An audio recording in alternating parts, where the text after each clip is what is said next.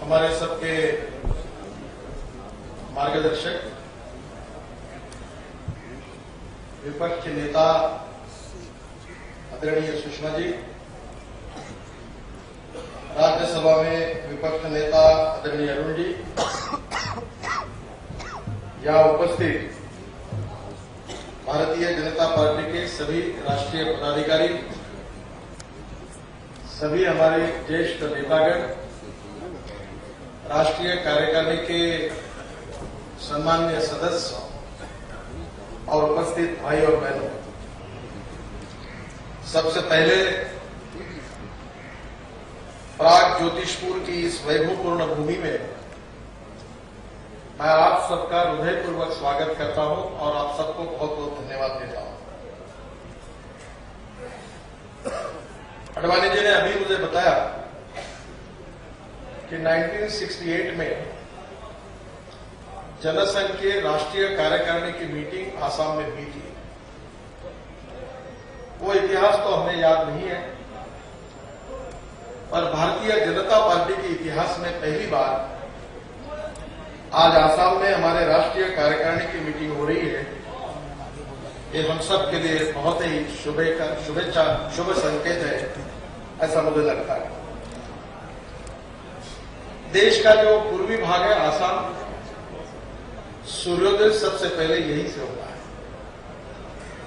और मेरा विश्वास है कि एनडीए के सूर्योदय की शुरुआत जो देश में हो रही है, उस विचार मंथन की शुरुआत भी इस पूर्व से आसाम से होगी और देश में एक प्रकाश छाएगा और हमने जो निश्चित किया है वो उद्दिष्ट में हम निश्चित रूप से सफल होंगे। ये नवा वर्ष जो है ये नई आशा और आकांक्षा का वर्ष है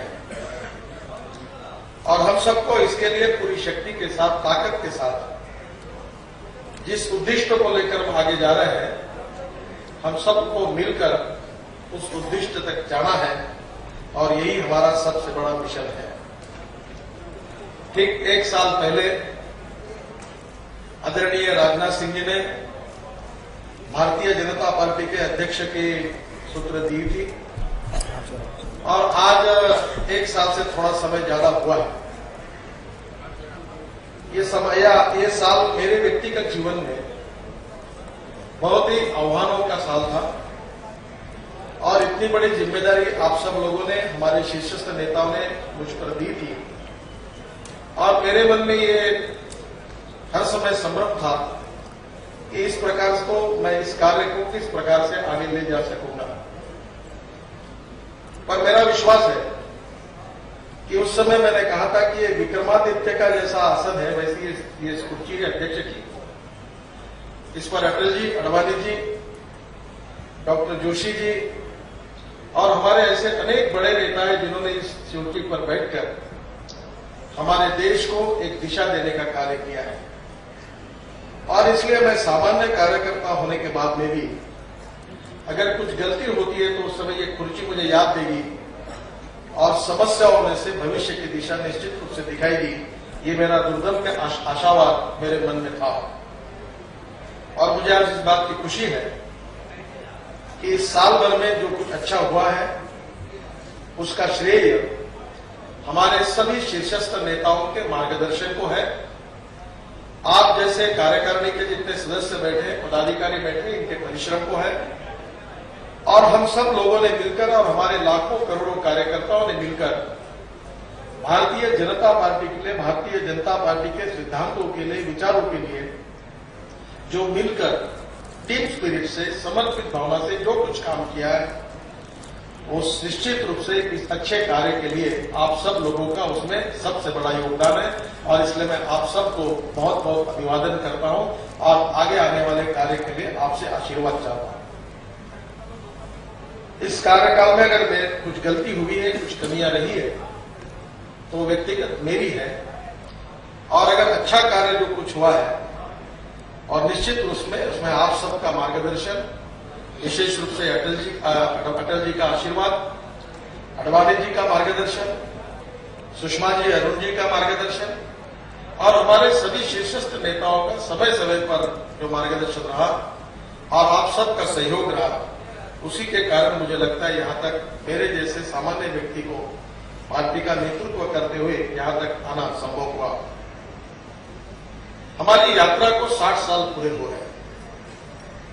21 अक्टूबर 1951 को जनसंघ की स्थापना हुई थी और मैं फिर से आपको याद करना चाहूंगा कि हमको एक बार पुराने दिनों में जाना चाहिए कि जनसंघ की स्थापना का उद्देश्य क्या था।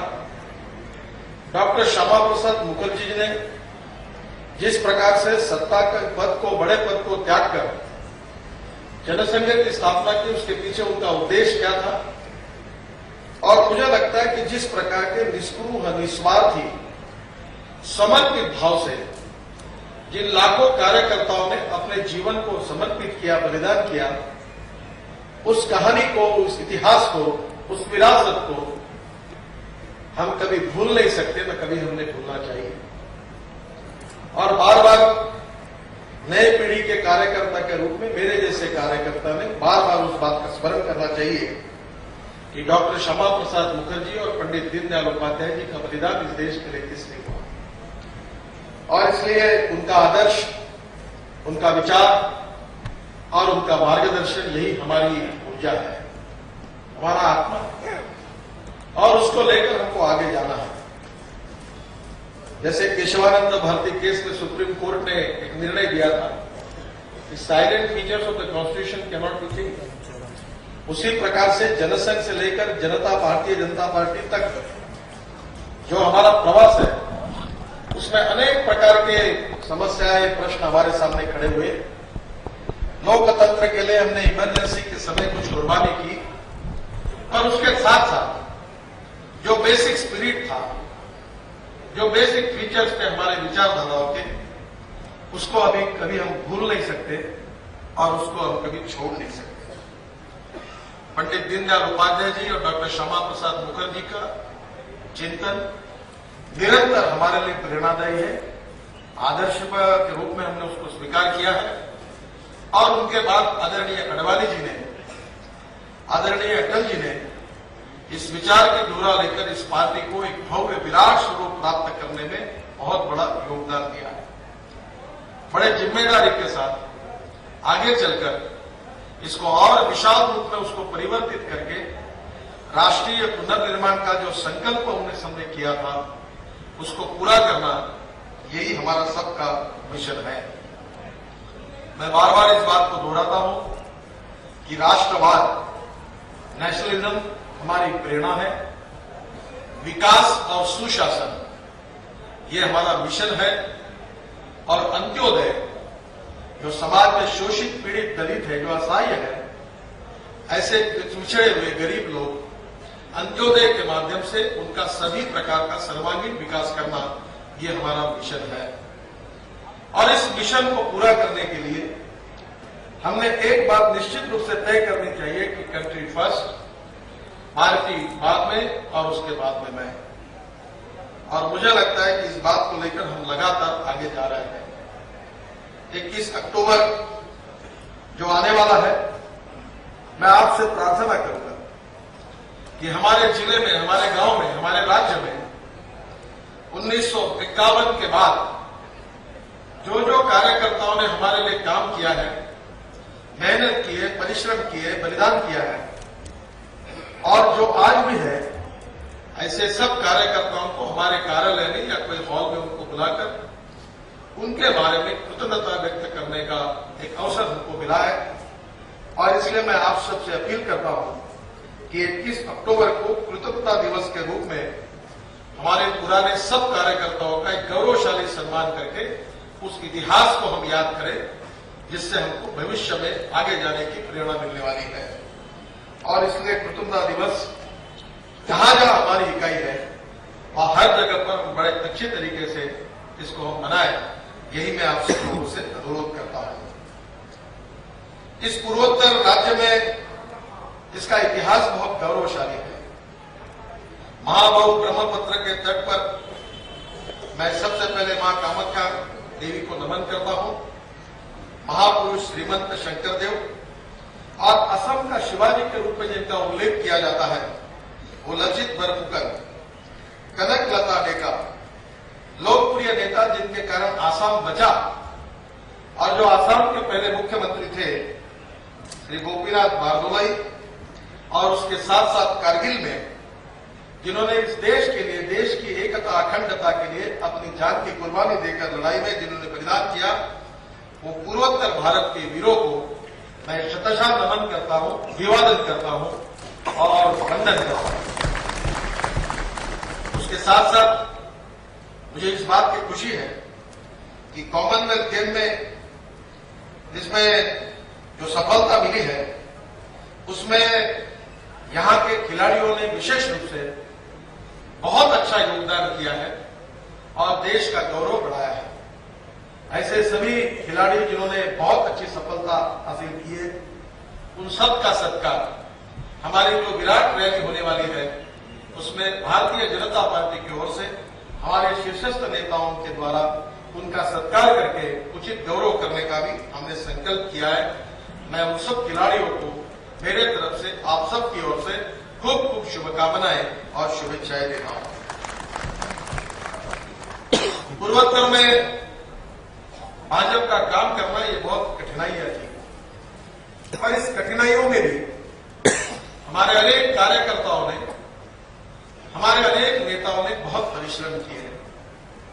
30 वर्ष पूर्व जो घुसपैठ विरोधी आंदोलन था उसका पूरा समर्थन भारतीय जनसंघ के उस समय हमारे नेता और कार्यकर्ताओं ने, और उसके बाद में भारतीय जनता पार्टी ने हर बार इस बात का विरोध किया है। ये बड़े दुर्भाग्य का विषय है, बड़ी वेदना होती है, बड़ा दुख होता है। हमारे जैसे राष्ट्रभक्त कार्यकर्ताओं के मन में इसकी वेदना बहुत बड़ी है कि हमारे ही देश में वोट बैंक पॉलिटिक्स के लिए, विदेशी घुसपैठियों के लिए रेड कार्पेट डाले जाते हैं, और वोट बैंक पॉलिटिक्स के लिए अपने को उनका वोटिंग मिले इसलिए घुसपैठियों को प्रोत्साहन दिया जाता है। ये बड़ा दुर्भाग्यपूर्ण इतिहास है। हमारा देश एक अलग संस्कृति, अलग विरासत को लेकर आगे जा रहा है। मुझे याद है कि विद्यार्थी परिषद के कार्यकर्ता के रूप में जब हम काम कर रहे थे तो एक नारा दोहराते थे, अलग भाषा अलग वेश फिर भी हमारा एक देश। और एक दूसरा नारा दोहराते थे कि कश्मीर हो या गुवाहाटी, अपना देश अपनी माटी। ये दोनों नारे हमारे विचारों की दिशा को स्पष्ट करने वाले हैं, और इसलिए जो घुसपैठियों की बातें ये बहुत गंभीर है, जिसके ऊपर हमारे प्रस्ताव में हम विचार करने वाले हैं। विशेष रूप से जिन कार्यकर्ताओं ने बहुत बड़ा योगदान हमारे कार्य को बढ़ाने के लिए किया है, उनका सबका नाम लेना मेरे लिए संभव नहीं है, पर मधुमंगल शर्मा मणिपुर के, जयंत दत्त असम के, इन्होंने तो अपने कार्य के लिए, अपने संगठन के लिए, अपने विचारों के लिए कुर्बानी दी है। मैं याद कर रहा हूं विद्यार्थी परिषद के उन दिनों को कि हमारे यहां उपस्थित थे प्रफुल्ल आचार्य जी, उन्होंने यहां बहुत अच्छा काम किया। माय होम इज इंडिया, ये प्रकल्प उन्होंने यशवंतराव गेडकर जी, इन्होंने उनके मार्गदर्शन में, और प्रफुल्ल आचार्य जी ने इस बहुत ही सुंदर ऐसे अनोखे प्रकल्प की शुरुआत की। और इस प्रकल्प के द्वारा my home is India, student experience in interstate living, इसके आधार पर ये पूर्वांचल के अनेक विद्यार्थियों को हिंदुस्तान की अनेक जगह जगह पर, अनेक घरों पर वो आए। नागपुर में भी मैं जब विद्यार्थी था तो विद्यार्थी परिषद के संस्थापक सदस्य दत्ता जी डिडोलकर इनके घर में विद्यार्थी रहते थे, संगीतकार सुधीर फड़के इनके घर पर वो विद्यार्थी रहते थे, और उनको ये महसूस होता था उनके घर में, अपने परिवार जैसे रहते थे। उसमें से तो एक विद्यार्थी बाद में अरुणाचल का मुख्यमंत्री बना, पर उनके मन में संपूर्ण भारत हमारा है, हम सब एक है, हमारी विरासत, हमारी संस्कृति, हमारा इतिहास एक है। इस भावना से उनके ऊपर संस्कार करने का वो बहुत बड़ा प्रकल्प, उसको मैं अपने जीवन में कभी भूल नहीं सकता, और उसके लिए मैं विशेष रूप से पद्मनाभ जी को याद कर रहा हूं। पद्मनाभ जी ने भी आसाम में बहुत अच्छा काम किया है, और अपने जीवन के 80 साल अभी उन्होंने पूरे किए हैं। मुंबई में उनका बहुत बड़ा सत्कार हुआ है, मैं आज इस समय निश्चित रूप से उनके कार्य को भी याद करता हूं और उनका बहुत बहुत अभिवादन करता हूं। आसाम में जो घुसपैठियों को मुक्त रूप से प्रवेश देने की नीति चलती आ रही है, उसके लिए बार बार हमने संघर्ष किया है। मैं इस पर ज्यादा बोलना नहीं चाहूंगा क्योंकि इसके प्रस्ताव में इसकी चर्चा होगी, पर मैं आपको विश्वास देना चाहता हूं आपके मार्फत आसाम की जनता को कि भारतीय जनता पार्टी पूरी शक्ति के साथ, पूरी ताकत के साथ जो बांग्लादेश से घुसपैठी इस देश में आ रहे हैं, इस घुसपैठियों के आने के बारे में तीव्र विरोध करेगी और ये कोशिश करेगी इस घुसपैठियों को फिर से यहां से निकालकर उनके देश में हम वापस ले जाने के लिए जरूर प्रयास करेंगे। ये संकल्प को मैं फिर से एक बार दोहराता हूं। ये कहते समय मैं साफ कह रहा हूं कि ये कोई धार्मिक विषय नहीं है। विशेष रूप से यहां बसे हुए सभी धर्म के लोगों के प्रति कोई नाराजगी नहीं है, पर जो विशेष रूप से बांग्लादेश से आ रहे हैं, प्रॉपर्टी खरीद रहे हैं, यहां के राजनीति में दबाव पैदा कर रहे हैं, अगर इसी प्रकार से चलता रहेगा तो इस देश का क्या होगा, आसाम का क्या होगा, ये निश्चित रूप में चिंता हमारे राष्ट्रवादी मन में है और इसलिए निश्चित रूप से इसको विचार करना होगा। मैं इस कार्यकारिणी की समिति में मुझे बड़ा आनंद हो रहा है कि जो साल भर में चुनाव में उन्होंने अपने आप में एक रिकॉर्ड बनाया है। बिहार में जिस प्रकार से भारतीय जनता पार्टी को अभूतपूर्व सफलता मिली, मुझे लगता है आज तक के इतिहास में इतनी अच्छी सफलता कभी नहीं मिली।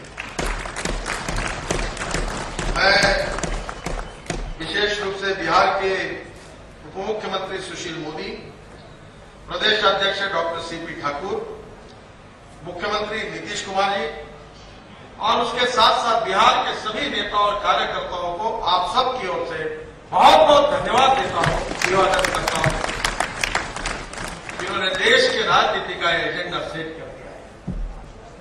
बिहार के परिणामों के बाद देश में भारतीय जनता पार्टी के कार्यकर्ताओं में ऊर्जा आई है, एक पॉजिटिव आत्मविश्वास आया है और आत्मविश्वास यही है कि 2014 में जब चुनाव होंगे तो निश्चित रूप से भारतीय जनता पार्टी के नेतृत्व में एनडीए की सरकार दिल्ली में बनेगी।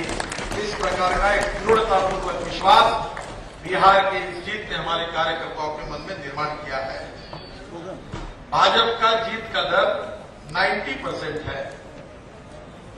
जब चुनाव हो रहा था, आज बताने में कोई अड़चन नहीं है कि बार बार मैं बिहार के नेताओं को यही कह रहा था कि जितनी सीटें उससे 2-4 कम तो नहीं हो जाएगी। देखिए उतनी भी आई तो ठीक है, 2-4 बढ़ी तो बहुत ही अच्छा है। हम सबके मन में डर था क्या होगा और इसलिए हम अपेक्षा नहीं कर रहे थे। बहुत ज्यादा हुए तो 60, हम सपने में भी 60-62 के ऊपर जाएंगे ऐसा हम किसी के मन में नहीं था और हम कहीं बाहर बोल रहे थे। और बिहार की ये जो शानदार जीत हुई, इसका कारण यूनाइटेड पार्टी, पूरी पार्टी एकजुट हुई, सब मतभेद भूले गए, सब नेता एक हो गए, सब कार्यकर्ता एक हो गए और सबने मिलकर इकट्ठा होकर यूनाइटेड रूप में पार्टी के लिए इस चुनाव में काम किया। उसके साथ साथ माइक्रो प्रबंधन बहुत अच्छा रहा और उम्मीदवारों का सही चयन भी हुआ। जो उम्मीदवारों का चयन हुआ, हमने अनेक प्रकार की जानकारियां उपलब्ध कराई थी विभिन्न मार्गों से और लगभग 102 में से 95 टिकट शुद्ध मेरिट पर दिए गए। बाकी कुछ जगह थोड़े बहुत कंसिडरेशंस थे। इतने बड़े प्रमाण पर हमने उनको टिकट दिए और उसके साथ साथ बिहार में अरुण जेटली जी का मार्गदर्शन था, अनंत कुमार जी प्रभारी थे और उसके साथ साथ विशेष रूप से इस अध्यक्ष बनने के बाद मेरे टीम में जनरल सेक्रेटरी करके उड़ीसा के हमारे धर्मेंद्र प्रधान, जिनको मैंने जिम्मेदारी दी थी, उन्होंने रिलीजियसली कर्तव्य बुद्धि से महीनों तक वहां ही रहकर पूरी शक्ति ताकत लगाकर अरुण जी, अनंत कुमार जी के मार्गदर्शन में उन्होंने पूरी इतनी मेहनत की, इतना अच्छा कोऑर्डिनेशन किया और बहुत अच्छी मेहनत की। मैं उन कार्यकर्ताओं को धन्यवाद देता हूं।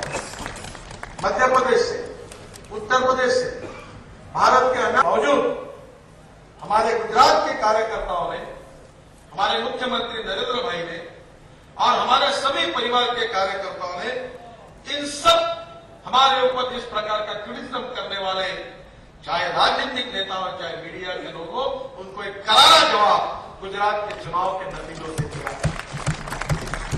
गुजरात के बाई इलेक्शंस में, गुजरात की नगर पालिका महानगर पालिका के इलेक्शन में आज तक के इतिहास में नहीं मिली इतनी अच्छी सफलता गुजरात के भारतीय जनता पार्टी को मिली है। मैं फिर से एक बार उनको बहुत बहुत बधाई देता हूं, उनका भी अभिनंदन करता हूं। विशेष रूप से हमारे राजस्थान में नगर पालिका का चुनाव हुआ। राजस्थान की राजनीतिक स्थिति और पार्टी की स्थिति से मैं बहुत चिंतित रहा हूं और लगातार ये कोशिश करते रहा हूं। मैं बहुत बार हमारे कार्यकर्ताओं और नेताओं को एक बार समझाने की कोशिश करता हूं कि United party good future, fractured party bad future. अगर आप भारतीय जनता पार्टी के भविष्य को अगर बनाना चाहते हैं, जिसके साथ आप सबका भविष्य जुड़ा हुआ है, तो उसका एक ही जवाब है कि हमने यूनाइट बनना चाहिए, एक होना चाहिए। अगर हम लोग झगड़ा करते रहेंगे तो spark neglected burn the house, एक ठिंगी भी घर को जला देती है। और मुझे बड़ा विश्वास है कि इस साल भर में राजस्थान में पार्टी में भी काफी प्रगति हुई, काफी समस्याओं का समाधान ढूंढने में हम सफल रहे और इस सब ने मिलकर एकजुट होकर नगर पालिकाओं का चुनाव लड़ा और राजस्थान में 59 नगर पालिका भारतीय जनता पार्टी ने जीती है और कांग्रेस ने 49 नगर पालिका जीती है। फिर से एक बार राजस्थान के हमारे कार्यकर्ताओं ने, नेता ने ये सिद्ध कर दिया है कि आने वाले लोकसभा और विधानसभा के चुनाव में भारतीय जनता पार्टी की जीत निश्चित है। इसी बात को इस चुनाव के नतीजों ने सिद्ध किया है। मैं अभिनंदन करूंगा कर्नाटक के हमारे राज्य इकाई और सरकार की, उसके साथ साथ हिमाचल प्रदेश, दोनों प्रदेशों में अभी जिला परिषद और पंचायत के चुनाव हुए हैं।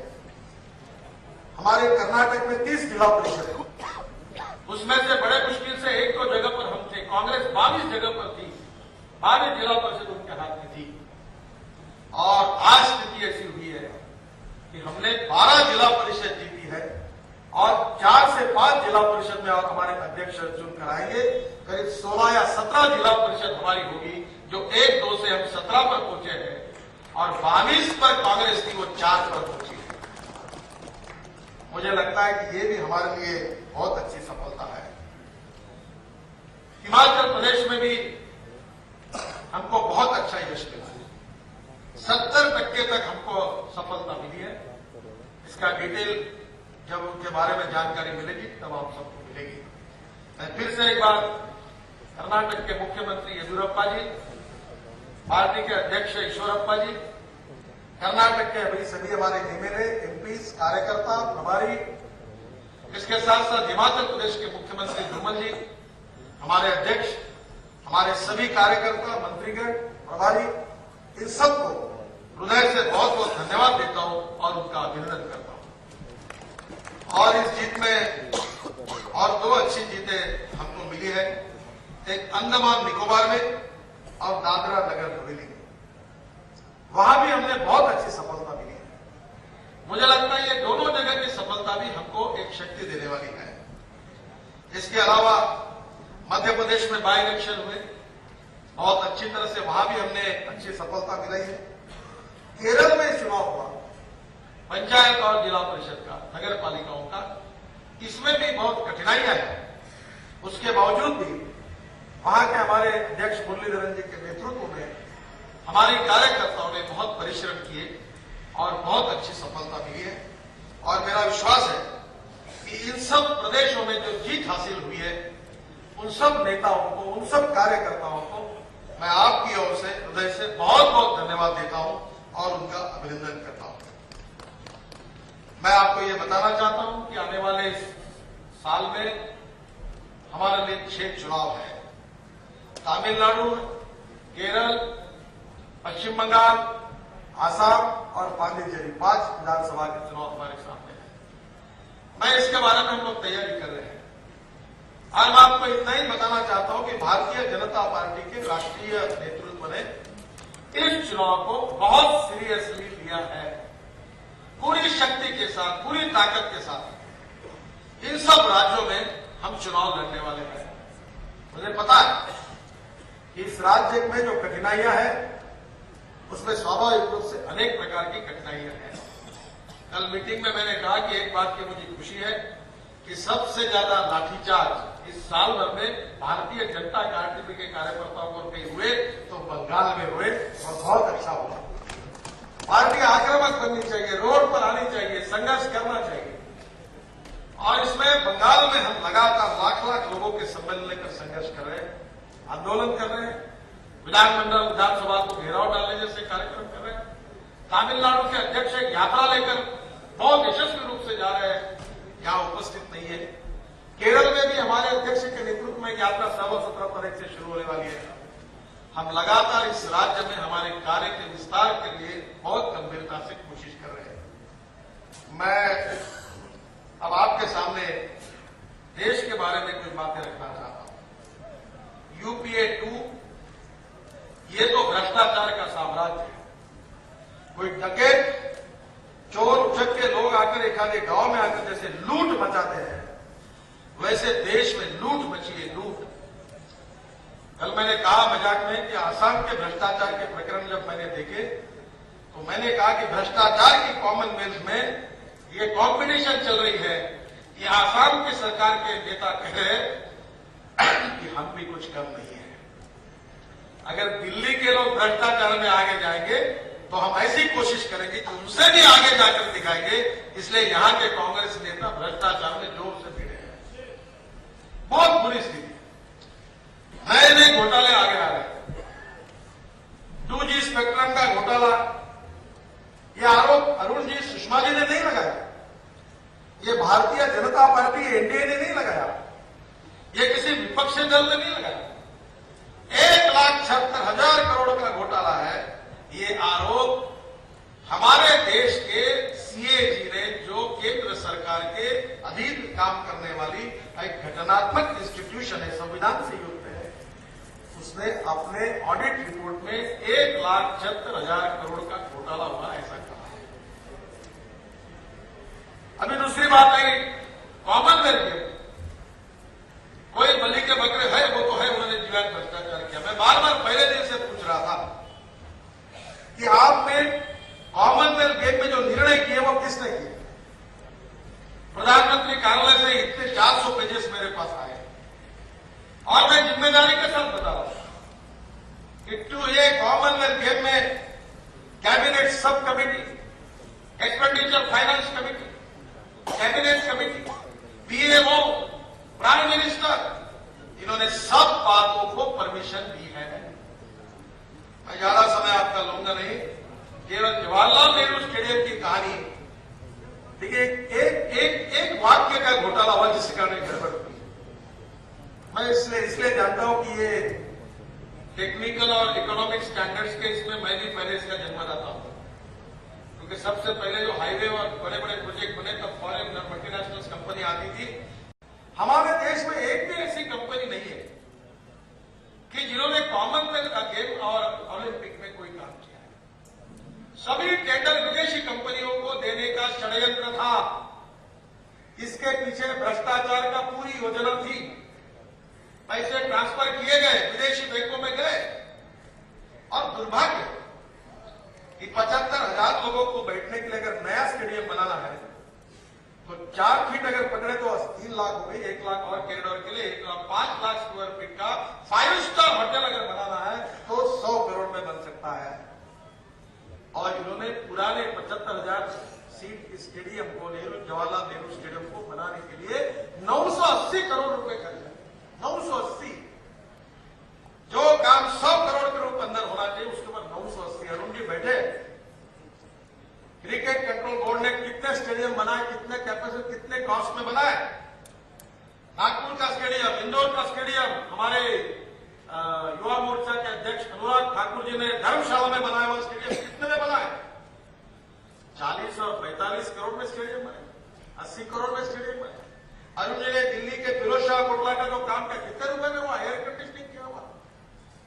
और ये जवाहरलाल नेहरू स्टेडियम पर 980 करोड़ रुपए खर्चे हुए। और जो फैब्रिक था वो अमेरिका से लाया, सिलाया मेक्सिको में, नटबोल्ट लाए स्विट्जरलैंड से, रोप लाई जर्मनी से, सामान लाया हवाई जहाज से, आर्किटेक्ट ऑस्ट्रेलियन, कंसल्टेंट ऑस्ट्रेलियन, और संडास पर टाइल्स चिपकाने के लिए भी जो कामगार थे वो ऑस्ट्रेलियन लाए। क्या हिंदुस्तान में संडास पर टाइल्स चिपकाने के लायक लोग नहीं है? ये नियोजित षड्यंत्र था और 70,000 करोड़ की बर्बादी हुई है। हम लगातार कॉमनवेल्थ गेम निकालने को ऐसी स्थिति है कि एक निकालो तो उससे बड़ा दूसरा निकलता है, उससे बात करो तो तीसरा बड़ा निकलता है। अब एक रोज कुछ तो नया आता है। वो कभी कभी मजाक में कहता हूं, आजकल वो भाषा में बोलता भी नहीं, कभी भी कुछ हो अपने ही कपड़े फाड़ना शुरू कर देते, जब अस्वस्थ हो जाते हो। कांग्रेस पार्टी की हालत ऐसी है, ठीक है, पूरे भ्रष्टाचार से उनका मुंह काला हुआ है और इसलिए संयम और विवेक दोनों को छोड़ दिया है। वो जो चाहे वो आरोप कर रहे। कल वो सिब्बल कह रहा था 1999 में ऐसा हुआ, तो 1999 से लेकर 2010 साल तक तुम क्या कर रहे थे? जब तुम्हारा मुंह काला हुआ था 1999 में, हमको याद है। अब किसी बात का जवाब दे नहीं सकते और इसलिए इन सब बातों के भ्रष्टाचारों के स्कैंडल्स बढ़ रहे हैं। सुषमा जी अरुण जी इस पर डिटेल बताएगी। और सबसे महत्वपूर्ण बात है जो अडवाणी जी ने कही थी, जिसका आज भी साक्षी, इतिहास साक्षी है। बार बार शांता कुमार जी आए कि नहीं मुझे पता नहीं, आए क्या? हाँ, आपको अवसर देने वाले यूनो में गए थे शांता कुमार जी, 125 देशों के प्रतिनिधि वहां थे, काले धन के स्विस बैंकों की चर्चा हुई थी। अब क्या भूमिका ली? 100 दिन में हम लिस्ट लाएंगे, देंगे, जाहिर करके प्रधानमंत्री ने कहा था, पर क्यों नहीं हुआ? इसलिए नहीं हुआ कि इसके पीछे बोफोर्स कांड में विन चड्डा का अकाउंट इनकम टैक्स ट्रिब्यूनल के सामने आया। तब उसके फॉरेन अकाउंट में जो पैसे जमा हुए थे, उसने कहा कि ये तो फॉरेन अकाउंट में इसका इनकम टैक्स हम नहीं देंगे। तब पता चला कि इसका 41 करोड़ का चेक कॉर्पोरेट को दिया गया है।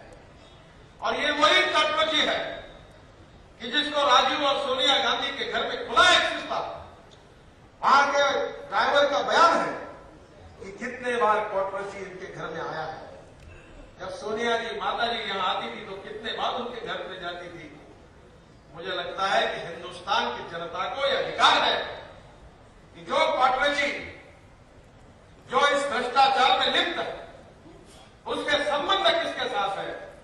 और जब इस बात को उजागर करने की बात आती है तो कांग्रेस पार्टी चुप बैठ जाती है और इसको समाप्त करने की कोशिश करके इसका रहस्य क्या है। 2G स्पेक्ट्रम, कॉमनवेल्थ गेम, ये बोफोर्स को लेकर आज आई हुई सामने आई हुई बातें, इसके साथ आदर्श सोसाइटी का घोटाला, ये सब देखकर हमारे ऊपर बेबुनियाद आरोप करते हैं। मुझे एक कांग्रेसी नेता कह रहा था, बोले आपके ऊपर तो हमारे लोग ऐसे चिड़े कि आप कभी उनको दिखेंगे तो आपको गाली गलौज कर दूंगा, मेरे सामने आ जाओ। अरे वाह, आप तो जरूर इतने चिड़े हुए क्योंकि हमारी टोपियां फिट बैठी हुई है। जो लोकसभा में, राज्यसभा में हमारे नेताओं ने जो लगातार इस प्रकरण के तथ्य को हिंदुस्तान की जनता के सामने रखा, उससे एक बात सत्य सिद्ध हुई है कि कांग्रेस ने भले 125 साल पूरे किए होंगे, पर यह साल, this is a year of scandals and year of corruption in the Indian history. यह हमको बड़े दुख के साथ, दुर्भाग्य के साथ कहना पड़ता है। इतना दुर्भाग्यपूर्ण ये साथ भ्रष्टाचार से। एक ने कहा है कि अगर इस घोटालों के बारे में अगर विचार करें तो ये रकम 3% ऑफ जीडीपी है। अब मुझे बताइए कितने गरीबों को पीने के लिए पानी, कितने गांव में रोड बनते, कितने बेरोजगारों के हाथों को काम मिलता, कितने कितने किसानों की आत्महत्या रुकने के लिए पैसा खर्चा होता। 58,000 करोड़ का अनाज सड़ रहा हर साल देश में, कितने गोडाउन करके हम अनाज सड़ा हुआ बचा सकते थे, कितने किसानों की खेती के लिए पानी दे सकते थे, लाखों किसानों की आत्महत्या रोक सकते थे।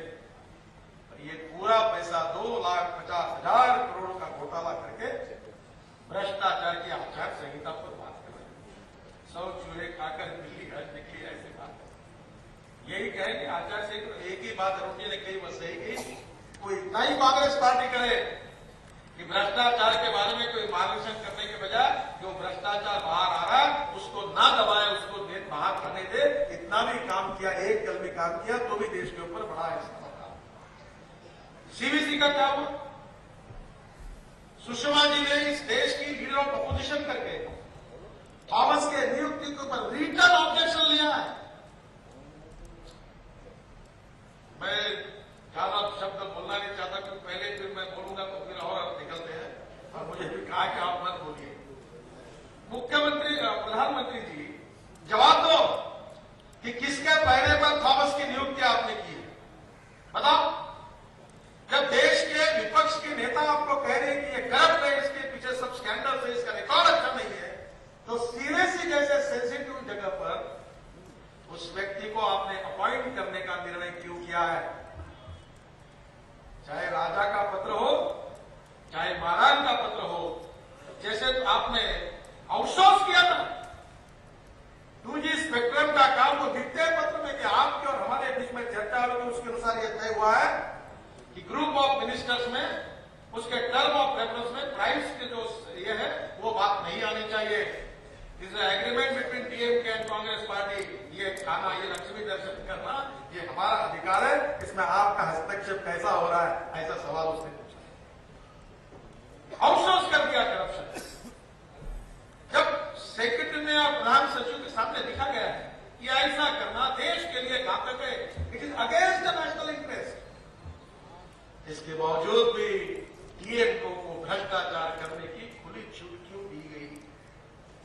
थॉमस के बारे में इतनी तकरारें होने के बाद और लीडर ऑफ अपोजिशन ने उसके ऊपर आपत्ति उठाने के बाद में भी उसकी नियुक्ति क्यों हुई? क्या लोकतंत्र में भ्रष्टाचार के खिलाफ अगर विपक्ष के नाते ऐसे सवाल खड़े करना क्या हमारा अधिकार नहीं है? क्या इस बात का जिक्र करना जनता में जाकर हमारा अधिकार नहीं है? और ये चारों बातों में दो बातें आ रही है, हमारे एलिगेशन के कारण नहीं आ रही है, आपके यहां अंदर में जो सरकार में एजेंसी है उन्होंने जो तथ्य सामने आए उसके कारण ये हुई है। कोई ड्राइवर का बयान सीबीआई ने लिया, तो हमने कहा है क्या? मुझे लगता है कि इन सब बातों में बहुत चिंता का वातावरण बना हुआ है, और इसलिए हमारे पार्टी के नेताओं ने, अडवाणी जी ने, सुषमा जी ने और अरुण जी ने रोज सुबह कि ज्वाइंट पार्लियामेंट्री कमेटी करो। क्यों नहीं कर रहे? क्यों डर रहे हैं? आपके मन में क्या भावना है? मुझे लगता है दाल में कुछ काला है। मैं ज्यादा विस्तृत में इससे जाऊंगा नहीं, क्योंकि एंडरसन हो, वॉल्टर एंडरसन हो, कटोची हो, इनको कभी इस देश में सजा नहीं हुई। कटोची को तो भगाने के लिए मदद की, एंडरसन को भगाया। कलेक्टर के गाड़ी में बैठकर भोपाल में टीवी पर देखे लोगों ने दृश्य। एंडरसन आया, एंडरसन बैठा, उसको जैसे फॉरेन एक बहुत बड़ा कोई डिग्नेटरी है ऐसा करके उसको यहां से विदा किया गया। ये क्यों किया? किसके आदेशों पर हुआ? कोटरोची के ऊपर की केसेस विड्रॉ करने के बाद क्यों आगे आई? ये सब बातें बहुत गंभीर है। ये एक व्यक्ति और एक पार्टी का सवाल नहीं है, ये देश के भविष्य का सवाल है। कि देश में 50% जनता ऐसे है कि जिनकी रोज की आमदनी 20 रुपए प्रतिदिन से कम है। 90% जनता ऐसी जिनकी रोज की आमदनी $2 से कम है। ये मैं नहीं कह रहा हूं, ये प्लानिंग कमीशन के रिपोर्ट्स में कहा गया है। क्या उन गरीबों को तो ये पैसा नहीं जाना चाहिए? क्या इरेडिकेशन ऑफ पॉवर्टी हमारा मिशन नहीं होना चाहिए? क्या एम्प्लॉयमेंट पोटेंशियल बढ़ाना हमारा उद्देश्य नहीं होना चाहिए? धनवान और गरीबों के बीच में जो रेखा बढ़ रही है उसको कम करना, ये हमारा काम नहीं होना चाहिए?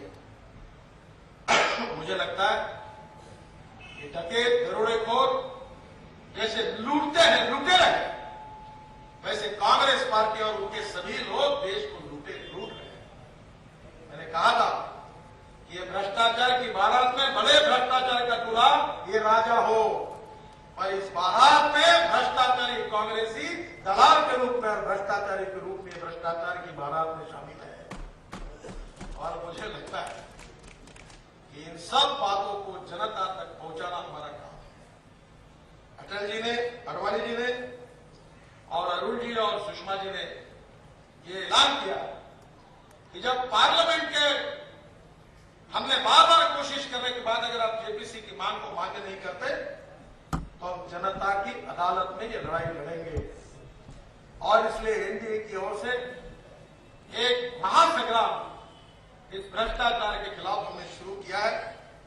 और मेरा आप सबसे अनुरोध है कि जिसकी डिटेल चर्चाएं होगी और निश्चित रूप से हम सबको मिलकर इस विषय को गांव के एक एक व्यक्ति तक प्रभावी रूप से पहुंचाना है, ये काम करना है।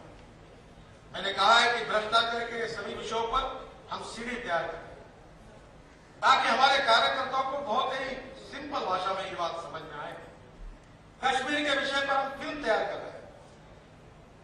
लगातार ये सब समस्याएं क्यों है? ये भूखमरी, बेरोजगारी, महंगाई, ये हमारी अंतर्गत और बाह्य सुरक्षा के सवाल, ये विदेशी घुसखोरी, ये भ्रष्टाचार, क्या कारण है इसका? इसका संबंध किसी व्यक्ति की जात, पंथ, धर्म और भाषा से नहीं है। This is only related with the Congress party.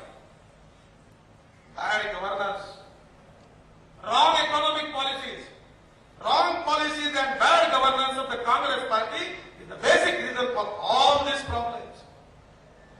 ये कांग्रेस समस्या का मूल है।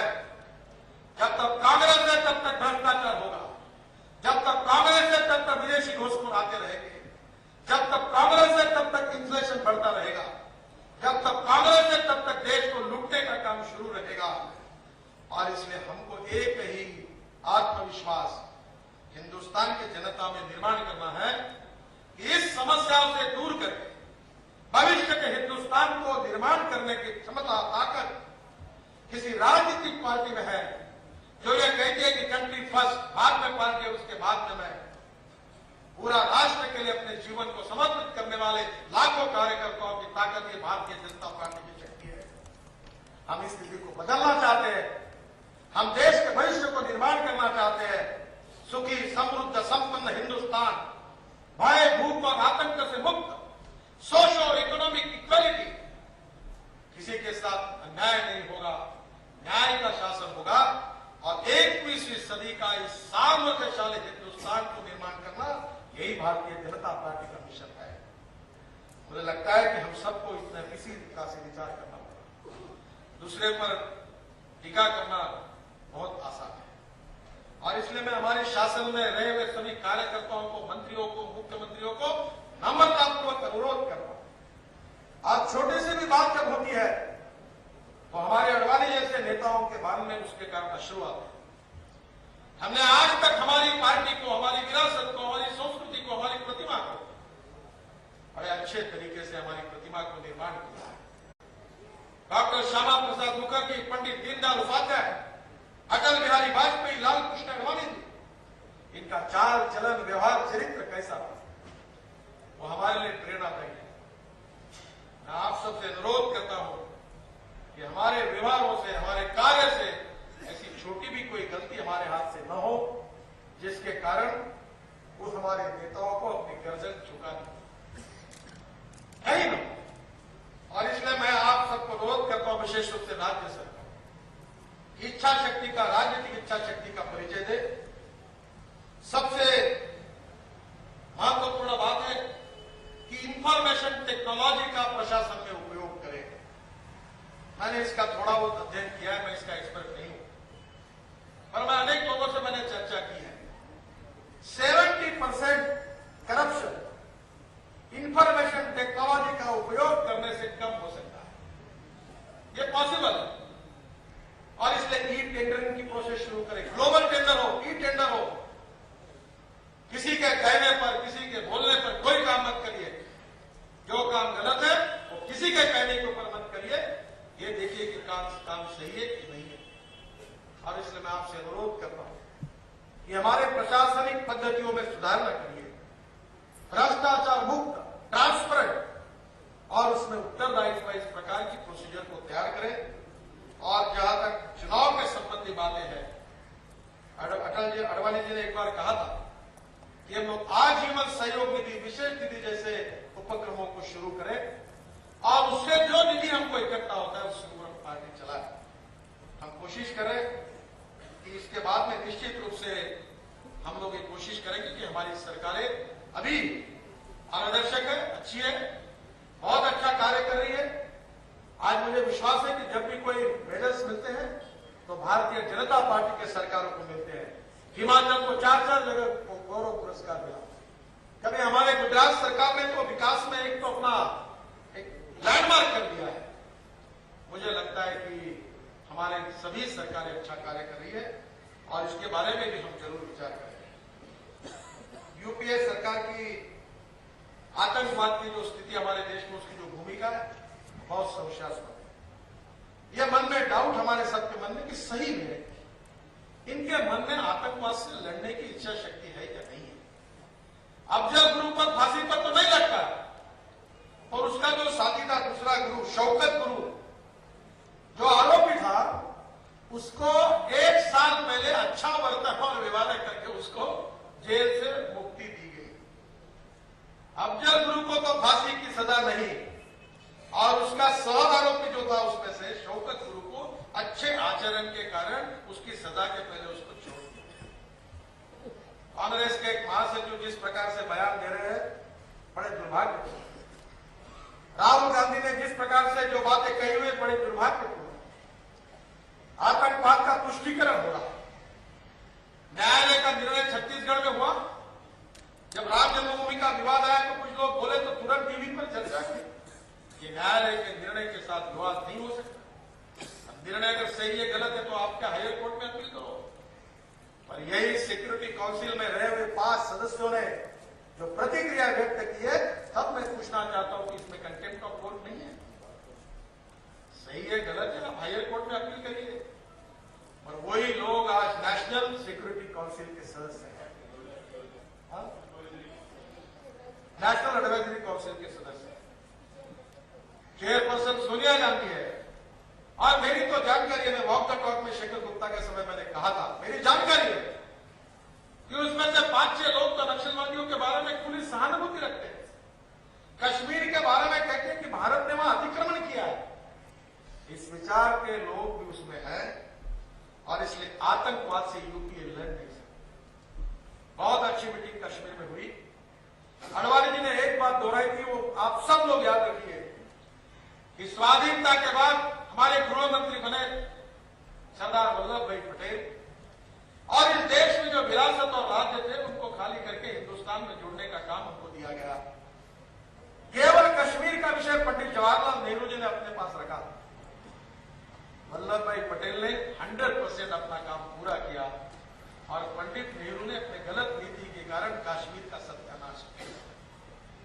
कश्मीर की समस्या का मूल पंडित नेहरू और कांग्रेस पार्टी के गलत नीति के साथ जुड़ा हुआ है।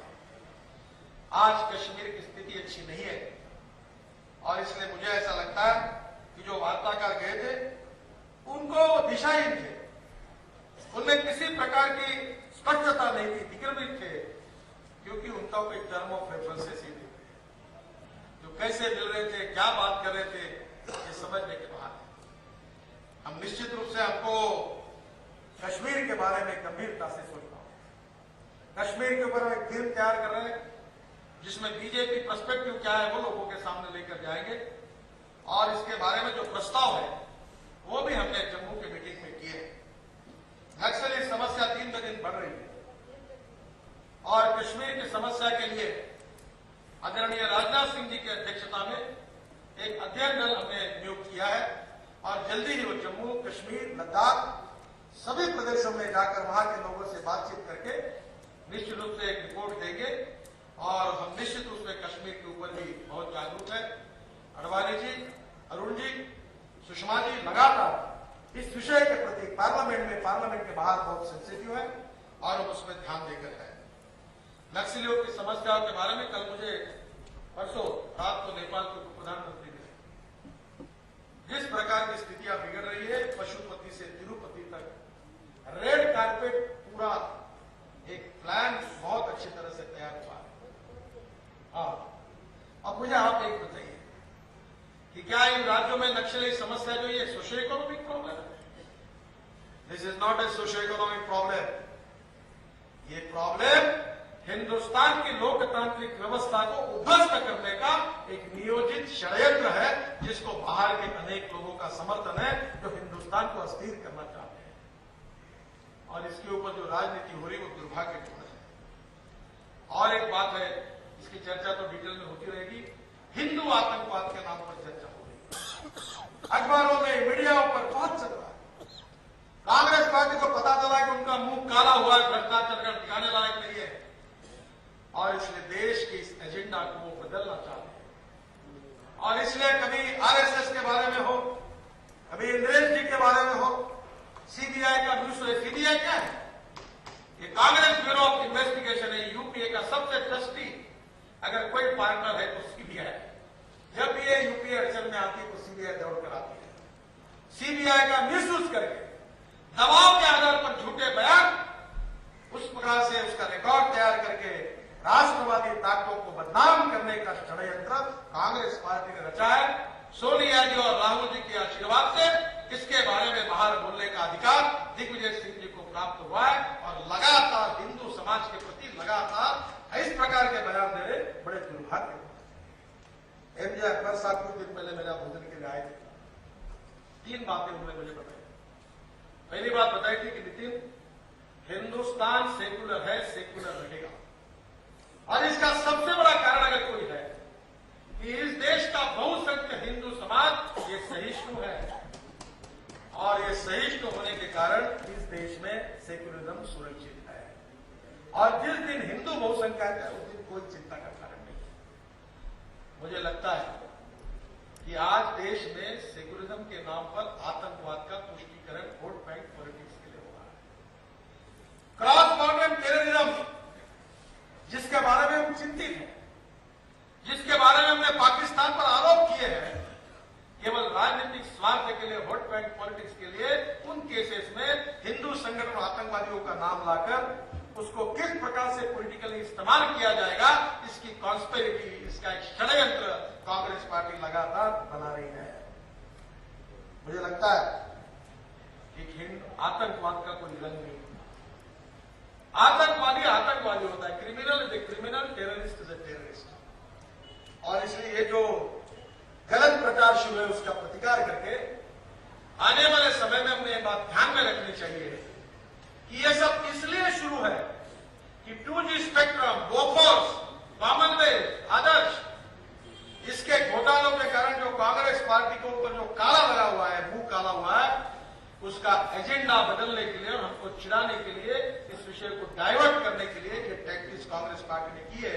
ये बात हम जरूर ध्यान में रखें। मैं आखिर में एक बात आपको बताना चाहूंगा कि महंगाई के बारे में 18.38% इन्फ्लेशन रेट कल मैंने देखा था, आज कितना है मुझे पता नहीं। इन्फ्लेशन बढ़ रहा है, बार बार महंगाई कम करके इसके आगे चिदंबरम जी का जो बयान तो बड़ा हास्यास्पद है। कांग्रेस पार्टी ने हाथ ऊपर कर दिए कि महंगाई रोक नहीं सकते। एक तरफ हमारे बंगाल में आलू 2 रुपए किलो के भाव से रोड पर फेंक दिया था किसानों ने। आगरा के एरिया में आलू कोल्ड स्टोरेज नहीं है। अगर 1-1 लाख टन के 100 कोल्ड स्टोरेज बन जाते तो आलू कभी रोड पर नहीं जाते। मैं तो किसानों में काम करता हूं, सिंचाई को प्राथमिकता नहीं मिली है, गांवों का विचार नहीं हुआ है, रूरल और एग्रीकल्चर इकोनॉमी को लगातार निगलेक्ट किया गया है। 16 घंटे का पावर शॉर्टेज है। मर्सिडीज गाड़ी खरीदनी है तो 9% बैंक इंटरेस्ट है, और ट्रैक्टर खरीदना है तो 13% बैंक इंटरेस्ट पे। ये हालत है, किसान की हालत बहुत खराब है, किसान आत्महत्या कर रहे हैं। इसके लिए तो आज गलत नीति इसके लिए कर रहे हैं। 18 रुपए किलो के भाव से सड़ा हुआ गेहूं बाहर से इंपोर्ट करते हो, और हिंदुस्तान के किसान को 11.5-12 रुपए किलो देने के लिए नकारते हो। ये कौन सी नीति? 58,000 करोड़ का अनाज चलता है, अब क्या गोडाउन नहीं है, प्री-कूलिंग प्लांट नहीं है, कोल्ड स्टोरेज नहीं है। फ्रूट्स और वेजिटेबल के लिए कोल्ड स्टोरेज रहते, प्री-कूलिंग प्लांट रहते तो इस प्रकार की कीमतों में कभी स्थिति नहीं आती। कांदे के प्याज के बारे में भाभा एटॉमिक रिसर्च सेंटर ने टेक्नोलॉजी निकाली है कि वो प्याज के इसमें से अगर रेस पास कर देते हैं तो प्याज का लाइफ 8 महीने से बढ़ जाता है। मैं देख के आया हूं। अगर वही टेक्नोलॉजी अभी मनमाड़ के पास एक जगह महाराष्ट्र में हुई है, जहां प्याज तैयार होता है उसी टेक्नोलॉजी के गोडाउन तैयार किए गए। जब 50 पैसे भाव से लोग प्याज को बेचते उस समय उसको स्टोर किया जाता, तो आज 80 रुपए किलो के समय जब प्याज आता तो उसको रिलीज किया जा सकता है। कभी नहीं किया। शुगर के बारे में यही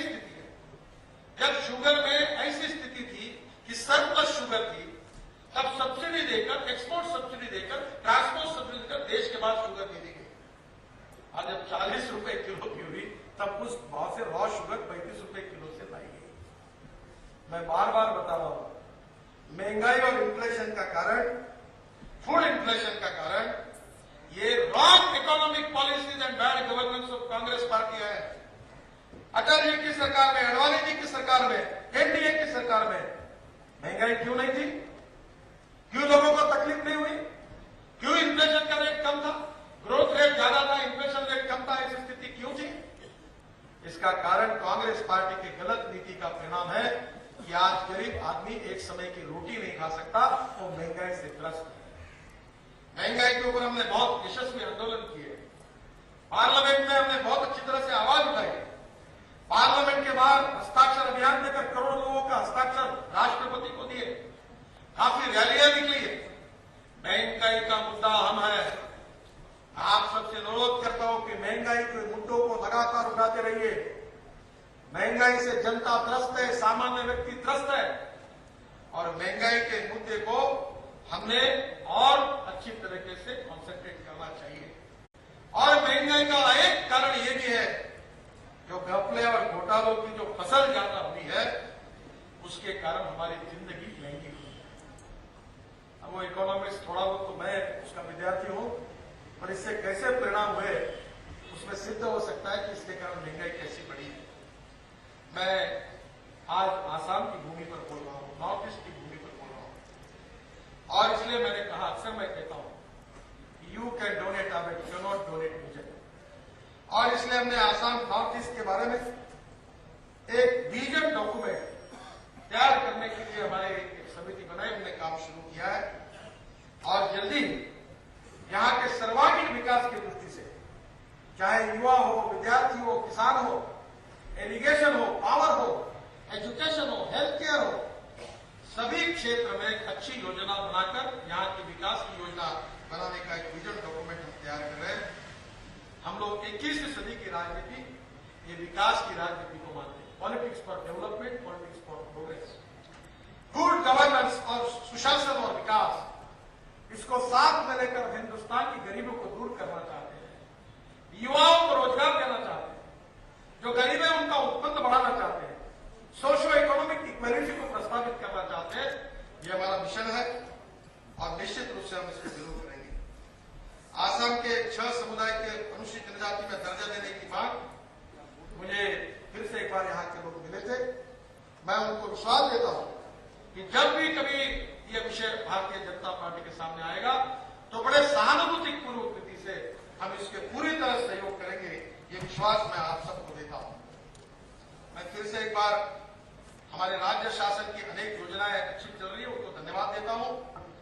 मुझे प्रसन्नता है कि राम जन्मभूमि के बारे में जो न्यायालय ने ऐतिहासिक निर्णय दिया है, उसका आपने स्वागत किया है, और सभी समाज के लोगों को विश्वास में लेकर हमारे अस्मिता का प्रतीक, हमारे इतिहास का प्रतीक, हमारे स्वाभिमान का प्रतीक प्रभु रामचंद्र का भव्य मंदिर राम जन्मभूमि पर हो, ये जो हमारी इच्छा है वो निश्चित रूप से पूरी होगी और सभी समाज और धर्म के लोग उसको सहयोग करेंगे, ये मेरा विश्वास है। अडवाणी जी कहते रहे थे हर समय कि प्रशिक्षण होना चाहिए 3 स्तरीय। मेरा बहुत खुशी है कि 15,000 से अधिक पार्टी कार्यकर्ताओं ने प्राथमिक स्तर पर इस बार प्रशिक्षण पूरा किया है। प्रबोधन, प्रशिक्षण एंड रिसर्च एंड डेवलपमेंट, हमारे जैसे कोई पूर्णांक नहीं है, हम सब अपूर्णांक है। उत्तम, अधिक उत्तम, सर्वोत्तम टू इंफिनिटी। हमको लगातार नए नए, नॉलेज इज ए पावर, हर जगह नई बात सीखने के लिए मिलती है, और इसे लगातार हमारे कार्यकर्ताओं को प्रशिक्षित करके उन कार्यकर्ताओं को हम लोग उनकी क्षमता को बढ़ाने की कोशिश कर रहे हैं। अंत्योदय के क्षेत्र में एक फिल्म आपको बताने वाले हैं कि चलो जलाए दीप वहां जहां वीर मेरा। सामाजिक संवेदनशीलता और सामाजिक दायित्व का परिचय देकर स्वास्थ्य, शिक्षा, संस्कार, विकास, इस पर्यावरण, इन अनेक क्षेत्रों में हम कार्यकर्ता के रूप में इनिशिएटिव लेकर काम करें, अच्छे अच्छे प्रकल्प खड़े करें और राजनीति को, राजकारण को समाजकारण, राष्ट्रकारण और विकास कारण में परिवर्तित करें। 10% हमारी ताकत बढ़ाने का हमने संकल्प किया था और मुझे खुशी है कि हमने हमने 5 बातें तय की थी।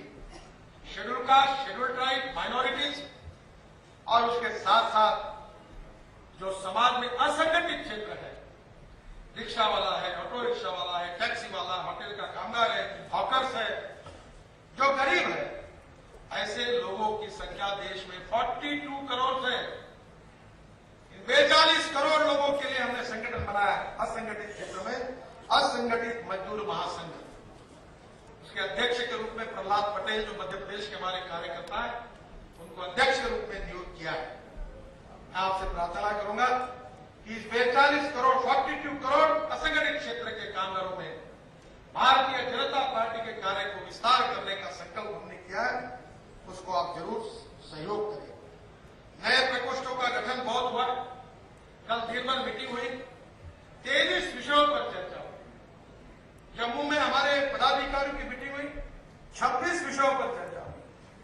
वेंकैया जी ने मुझे कहा कि अभी हर बार कार्यकारिणी के पहले संगठन मंत्री और अध्यक्ष इनकी अलग मीटिंग करके इसका हम मॉनिटरिंग करेंगे। मैं भी अध्यक्ष करके इतना सब काम नहीं देख सकता और इसलिए संगठन के बारे में इन सब विषयों का मॉनिटरिंग करने की जिम्मेदारी, उस विषयों को निकलकर मैंने आदरणीय वेंकैया जी से प्रार्थना की कि आप पूरे देश में इस बात का मॉनिटरिंग करिए और इस काम को करिए। इस जिम्मेदारी को उन्होंने स्वीकार किया है और इससे ये संकोच हो रहा, मैं आपको बताऊं कि नहीं बताऊं, मीडिया ने इसलिए बता देता हूं कि राज्य में पार्टी के कार्यक्रम जो राष्ट्र से मिलते हैं उसमें हमारा काम और उसका अकाउंटेबिलिटी और ऑडिटिंग करने का परफॉर्मेंस रेशो 13% है। ये अच्छा नहीं है। पार्टी को ओन करिए, इनिशिएटिव लीजिए, काम करिए, किसने क्या किया, इसने क्या किया। क्या परसों मैंने एक मीटिंग में कहा था, कैसे होगा, पार्टी में कैसे सीटें मिलेगी, मुझे तो कुछ लगता नहीं। बोला एक काम करो भाई, तुम अच्छी बात नहीं कर सकते, हमको उत्साह नहीं दे सकते, तो कम से कम घर में तो जाकर बैठोगे, आके माहौल को खराब कर, इतना तो भी एहसान करो। The man is not finished when he is debated, but he is finished when he quits.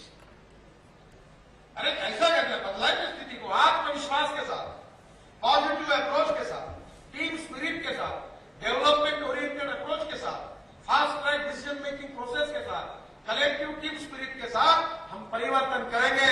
हम हिंदुस्तान का भविष्य बदल कर दिखाएंगे, ऐसा जरूर आत्मविश्वास नहीं करते। यूनाइटेड पार्टी और इन सब बातों के बाद आप ध्यान रखिए। मैं आपसे और अनुरोध करूंगा कि कुछ थोड़ी बहुत बुराइयां होगी उसको दूर करिए, उसकी चर्चा करने की कोई आवश्यकता नहीं। हर बार एक गोल निश्चित करिए। कभी कभी मैं माफी मांगता हूं आपसे, क्योंकि मास्टर ऑफ बिजनेस मैनेजमेंट करने का तो मैं हर समय वो मैनेजमेंट की भाषा में सुनता हूं, शायद मेरी कमी है। गोल पक्का करिए। गोल क्या है? 2014 में एनडीए का राज्य हमको लाना है, ये गोल है।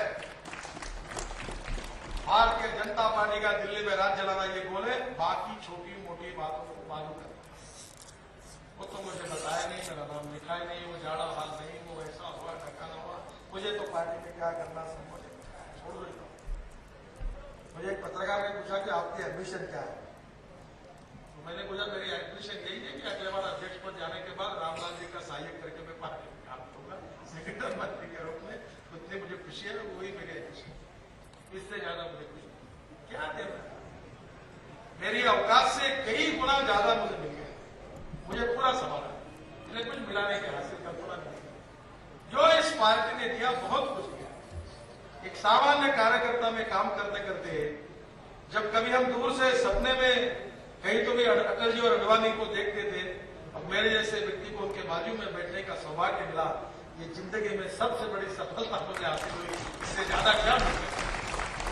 मुझे लगता है कि ये करियर ओरिएंटेड पॉलिटिकल एम्बिशंस, मेरा क्या होगा, मेरी इमेज का क्या होगा, लोग क्या कहेंगे, लोग 1 घंटे में क्या कहना, हम चलते रहे हमारे विचार को लेकर। मुझे एक बार एक हमारे नेता ने कहा कि ऐसा निर्णय करोगे तो याद रखो, it will damage your image. Don't bother, I am not going to bother about my image, I am going to bother about the interest of my party. मैं अपने पार्टी के हितों के बारे में सोचता हूं, बाकी क्या है, चल चिल्लाते रहे, देखते रहे, इसमें कोई फर्क नहीं। हम चलते रहे, हमारा विचार, हमारा संगठन, हमारा सिद्धांत, हमारा आदर्श बात को लेकर चलते रहे। हम किसी के मेहरबानी से थोड़े बढ़े, कितने कठिनाई से गए, कितने लोग जेल में गए, कितने हमने अन्याय सहन किए, कितनी बदनामी सहन की, गांधी का खून किया तक आरोप हुए, हमारा उपहास हुआ, हमारा अपमान हुआ। अटल जी अडवाणी जी को ये कहा कि ये इनकी पार्टी, ये दो और इनके दो, ये हमारे बारे में दो लोग चुन कर आए तो हमारे बारे में कहा, पार्टी को रिवर्स नहीं करके कहा। हमने कोई चिंता नहीं की, हम चलते रहे, काम करते रहे, संघर्ष में जाते रहे। मुझे अक्सर में विद्यार्थी था, दस्तूर का भाषण सुना था। एक बात मैं कभी भूला नहीं, उसने कहा था कि पानी का प्रवाह जब बहता है तो मरी हुई मछली प्रवाह के साथ बह जाती है और जिंदी मछली प्रवाह के खिलाफ तैरती है। प्रवाह के खिलाफ तैरना ये जिंदा दिली का नाम है। आज दिन अच्छे है, 9 राज्यों में हमारी सत्ता है, 165 सांसद है, कितने मेयर है। एक समय था तो ग्राम पंचायत का सरपंच बनता तो उसका राज्य कार्यकारिणी में सत्कार होता, अब तो जो मिलता वो एमपी है, नहीं तो एमएलए है। मुझे लगता है इतनी अच्छी स्थिति में हम क्यों निराश हो, हम पॉजिटिव अप्रोच में सोचकर इसमें आगे काम करें। बहुत पार्टी की योजना है। एक बात बता दें तो हमने वीडियो कॉन्फ्रेंसिंग शुरू किया, हाईटेक पार्टी में उपक्रम शुरू किए। और एक बात बताता हूं, वीडियो कॉन्फ्रेंसिंग शुरू हुआ, हमारे कार्य का और संगठन का विशुद्ध आधार ह्यूमन रिलेशनशिप है। हम कार्यकर्ताओं को गुणदोष के साथ स्वीकारते हैं। हमारे आपस में मैत्रीपूर्ण, सौहार्दपूर्ण, पारस्परिक विश्वास रहने वाले, म्यूचुअल ट्रस्ट रहने वाले relationship is the basic strength for the organisation. और मुझे लगता है उसको बरकरार रखिए। अगर आपको मुझे भी कुछ कहना है तो you are welcome, you are free to criticise me, not with the press, पर मेरे से डायरेक्ट सामने आकर कहिए, मैं आपको पूरी तरह से सुनूंगा। इतना लोकतंत्र पार्टी में होना चाहिए, मैं कभी आपसे नाराज नहीं।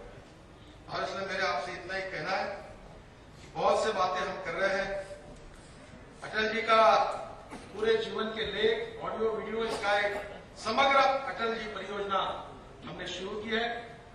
रामो मार्गी प्रबोधिनी उसको कर रही है। आपके पास जो भाषण होंगे, लेख होंगे, ऑडियो, वीडियो, टेप्स होंगी, सब मार्गी प्रबोधिनी के पास, विनय जी के पास देने की कृपा करें। अनुसंधान विभाग और परीक्षा विभाग को बढ़ा रहे हैं। दिल्ली में एक नई जगह हमको मिलने की स्थिति में आई है, कोशिश कर रहे हैं। सुषमा जी दे तो तुरंत काम शुरू करें। हम करीब 25 करोड़ का एक बड़ा कार्यालय बनाने का संकल्प किया हमने, बिल्कुल करेंगे। एक तरफ हमारा कार्यालय होगा, एक तरफ रिसर्च एंड डेवलपमेंट होगी, एक तरफ प्रशिक्षण होगा। हम भविष्य की ओर जा रहे हैं, थिंक फॉर द फ्यूचर, भविष्य का निर्माण हमको करना है। और इसलिए मुझे लगता है बहुत सी बातें हुई है। मैं 2 विशेष कार्यक्रम के बारे में आपसे अनुरोध करूंगा कि जिस प्रकार से सुप्रीम कोर्ट के चीफ जस्टिस के बारे में चर्चा, अपॉइंटमेंट ऑफ जजेस, हमारी न्याय व्यवस्था, इसकी विश्वासार्हता के बारे में चिंता का विषय है। हम चाहते हैं कि जुडिशियल रिफॉर्म पर देश के हमारे हजारों वकील एक जगह आए। इंफॉर्मेशन टेक्नोलॉजी का जुडिशियरी में उपयोग, अपॉइंटमेंट ऑफ जजेस और बाकी अन्य बातों पर BJP perspective for judicial reform हम तैयार करें। कोऑपरेटिव में काम करने वाले इतने कार्यकर्ता है, करीब 50,000 कार्यकर्ता आ सकते, इतनी ताकत है। संतोष गंगवार जी, उनको मैंने कहा कि आप इसमें ध्यान दीजिए, श्रीपाद नाइक और संतोष गंगवार जी को, सुमित्रा महाजन जी को, कि आप इसमें थोड़ा ध्यान रखिए, एक अच्छी कॉन्फ्रेंस होनी चाहिए। हमारे अच्छे वकील हैं चंडीगढ़ के सतपाल जैन, बहुत अच्छी तरह से कर्नाटक में लड़ाई लड़ी उन्होंने। उनको मैंने कहा कि ये वकीलों की जो बड़ी कॉन्फ्रेंस है, इसका आप दायित्व लीजिए और इसमें सबको इकट्ठा करिए। ऐसे अनेक भविष्य की अनेक योजना है जिसके बारे में बहुत समय हुआ है, मैं उसको जाना नहीं चाहता। मैं तो आसाम के बारे में प्रस्ताव भी आने वाला है, पर आसाम में भी उसी प्रकार का भ्रष्टाचार बहुत बड़ा है। दिल्ली से प्रेरणा लेकर सोनिया जी के आशीर्वाद से आसाम में लक्ष्मी दर्शन का कार्यक्रम जोरों में शुरू है। लूट यहां भी मच रही है और मुझे लगता है ये सब दिल्ली की प्रेरणा से जो लूट चल रही है, आपको मालूम होगा हाइड्रो प्रोजेक्ट में अरुणाचल में क्या हुआ, इस सब की चर्चा और जिक्र यहां होगी।